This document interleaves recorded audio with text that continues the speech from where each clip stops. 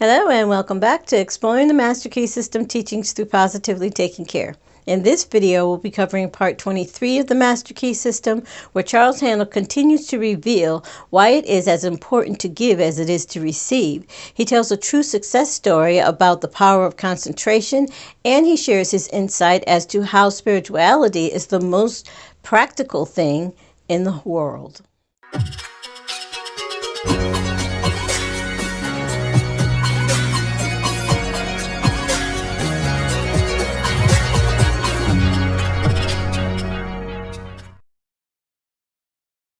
Hello and welcome back to Exploring the Master Key System Teachings Part 23. In this video, as in all the videos in this series, first we'll read the brief introduction, then go over some of the basic concepts, the study guide questions, and then the technique exercise for the week. So to get started, the introduction reads like this. Introduction Part 23. In the part which I have the honor to transmit herewith, you will find that money weaves itself into the entire fabric of our very existence, that the law of success is service, that we get what we give, and for this reason we should consider it a great privilege to be able to give. We have found that thought is the creative activity behind every constructive enterprise. We can therefore give nothing of more practical value than our thought. Creative thought requires attention, and the power of attention is, as we have found, the weapon of the Superman. Attention develops concentration, and concentration develops spiritual power, and spiritual power is the mightiest force in existence. This is the science which embraces all sciences. It is the art which, above all arts, is relevant to human life. In the mastery of this science and this art, there is opportunity for unending progression. Perfection in this is not acquired in 6 days, nor in 6 weeks, nor in 6 months. It is the labor of life. Not to go forward is to go backwards. It is inevitable that the entertainment of positive, constructive, and unselfish thoughts should have a far-reaching effect for good. Compensation is the keynote of the universe. Nature is constantly seeking to strike an equilibrium. Where something is sent out, something must be received, else there should be a vacuum formed. By observance of this law, you cannot fail to profit in such measures as to amply justify your efforts along this line. And now to cover some of the basic concepts in Part 23, starting with why it is as important to give as it is to receive, Mr. Haanel writes, "The money consciousness is an attitude of mind. It is the open door to the arteries of commerce. It is the receptive attitude. Desire is the attractive force which sets the current in motion, and fear is the great obstacle by which the current is stopped and completely reversed, turned away from. Fear is just the opposite of money consciousness. It is poverty consciousness, and as the law is unchangeable, we get exactly what we give. If we fear, we get what we fear.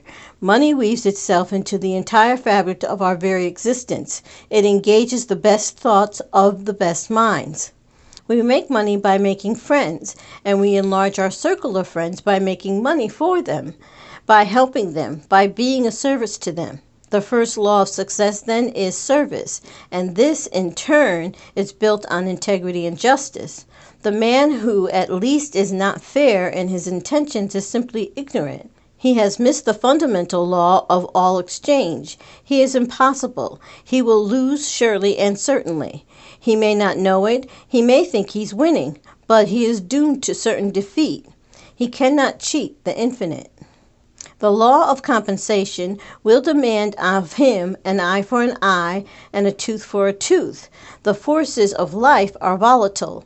They are composed of our thoughts and ideals, and these in turn are molded into form. Our problem is to keep an open mind, to constantly reach out for the new, to recognize opportunity, to be interested in the race rather than the goal, for the pleasure is in the pursuit rather than the possession. You can make a money magnet of yourself, but to do so, you must first consider how you can make money for other people. If you have the necessary insight to perceive and utilize opportunities and favorable conditions and recognize value, you can put yourself in position to take advantage of them. But your greatest success will come as you are enabled to assist others. What benefits one must benefit all. A generous thought is filled with strength and vitality. A selfish thought contains the germs of dissolution. It will disintegrate and pass away. Great financiers are simply channels for the distribution of wealth. Enormous amounts come and go, but it would be as dangerous to stop the outgo as the income. Both ends must remain open, and so our greatest success will come as we recognize that it is just as essential to give as to get. If we recognize the omnipotent power that is the source of all supply, we will adjust our consciousness to this supply in such a way that it will constantly attract all that is necessary to itself, and we shall find that the more we give, the more we get. Giving in this sense implies service. The banker gives his money, the merchant gives his goods, the author gives his thought, the workman gives his skill. All have something to give, but the more they can give, the more they can get, and the more they get, the more they are enabled to give. Mr. Haanel then goes on to share his thoughts about how the financier has much because he gives and that he thinks for himself, whereas many people on a global scale let others do the thinking for them. In my opinion, he is stating once again that we need to be mindful of how we think and to validate for ourselves what to think. This holds true for this 24-week course. Always think for yourself and keep in mind the difference between respecting opinions and adopting them without examination. Mr. Haanel then goes on to talk about how concentration takes attention as he continues writing, stating that the power of attention is called concentration. This power is directed by the will. For this reason, we must refuse to concentrate or think of anything except the things we desire. Many are constantly concentrating upon sorrow, loss, and discord of every kind. As thought is creative, it necessarily follows that this concentration inevitably leads to more loss, more sorrow, and more discord. How could it be otherwise? On the other hand, when we meet with success, gain, and other desirable conditions, we naturally concentrate upon the effects of these things and thereby create more, and so it follows that much leads to more. How an understanding of this principle can be utilized in the business world is well told by an associate of mine.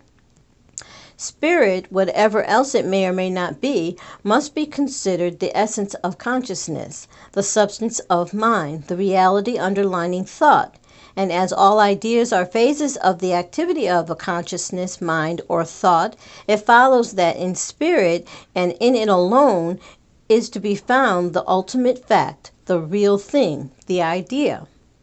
This being admitted, does it not seem reasonable to hold that a true understanding of spirit and its laws of manifestation would be the most practical thing that a practical person can hope to find? Does it not seem certain that if the practical men of the world could but realize this fact, they would fall all over themselves in getting to the place in which they might obtain such knowledge of spiritual things and laws? These men are not fools. They need only to grasp this fundamental fact in order to move in the direction of that which is the essence of all achievement. Let me give you a concrete example.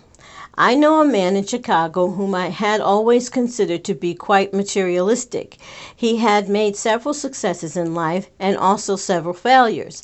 The last time I had talked with him, he was particularly down and out as compared with his former business condition. It looked as if he had indeed reached the end of his rope, for he was well advanced in the stage of middle age and new ideas came more slowly and less frequently to him than in the former years. He said to me, in substance, I know that all things that work out in business are the result of thought. Any fool knows that. Just now I seem to be short on thoughts and good ideas, but if this all-mind teaching is correct, it should be possible for the individual to attain a direct connection with infinite mind. And in infinite mind, there must be the possibility of all kinds of good ideas, which a man of my courage and experience could put to practical use in the business world and make a big success thereof. It looks good to me, and I'm going to look into it. Mr. Haanel then goes on to shed light on how spirituality is the most practical thing in the world, as he concludes this story in stating that he ran into a mutual friend years later and asked him how he was doing in his business, and this gentleman had found a great idea and is well on the way to making millions of dollars with it. So then he concludes to say, "Now, what do you think of that?" To me, it means that this man actually made the direct connection with infinite mind, spirit, and having found it, he set it to work for him. He used it in his business. Does this sound sacrilegious or blasphemous? I hope not. I do not mean it to be so. Take away the implications of personality or magnified human nature from the conception of the infinite, and you have left the conception of an infinite presence power, the quintessence of which is consciousness. In fact, at the last, spirit. As this man also at the last must be considered as a manifestation of spirit, there is nothing sacrilegious in the idea that he, being spirit, should so harmonize himself with his origin and source that he would be able to manifest at least a minor degree of its power. All of us do this, more or less, when we use our mind in the direction of creative thought. This man did more. He went about it in an intensely practical manner. Those who may shrink from this idea of employing the infinite power to aid one in his work in the material world should remember that if the infinite objected in the least to such procedures, the thing could never happen. The infinite is quite able to take care of itself. Spirituality is quite practical, very practical, intensely practical. It teaches that spirit is the real thing, the whole thing, and that matter is but plastic stuff which spirit is able to create, mold, manipulate, and fashion to its will. Spirituality is the most practical thing in the world, the only really and absolutely practical thing that there is. And now to go over a few of the study guide questions for Part 23, starting with 221. What is the first law of success? Answer: service. 222. How may we be of the most service? Answer: have an open mind, be interested in the race rather than the goal, in the pursuit rather than the possession. 223. What is the result of a selfish thought? Answer: it contains the germ of dissolution. 224. How will our greatest success be achieved? Answer: by a recognition of the fact that it is just as essential to give as to receive. 225. Why do financiers frequently meet with great success? Answer: because they do their own thinking. 226. Why do the great majority in every country remain docile and apparently willing tools of the few? Because they let the few do all their thinking for them. 227. What is the effect of concentration upon sorrow and loss? More sorrow and more loss. 228. What is the effect of concentrating upon gain? More gain. 229. Is this principle used in the business world? Answer: it is the only principle which is ever used, or ever can be used. There is no other principle. The fact that it may be used unconsciously does not alter the situation. 230. What is the practical application of this principle? Answer: the fact that success is an effect, not a cause, and if we wish to secure the effect, we must ascertain the cause, or idea, or thought by which the effect is created. And now for the technique exercise for Part 23. Mr. Haanel writes, This we concentrate on the fact that man is not a body with a spirit, but a spirit with a body, and that it is for this reason that his desires are incapable of any permanent satisfaction in anything not spiritual.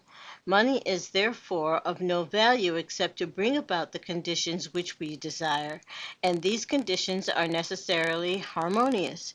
Harmonious conditions necessitate sufficient supply, so that if there appears to be any lack, we should realize that the idea or soul of money is service.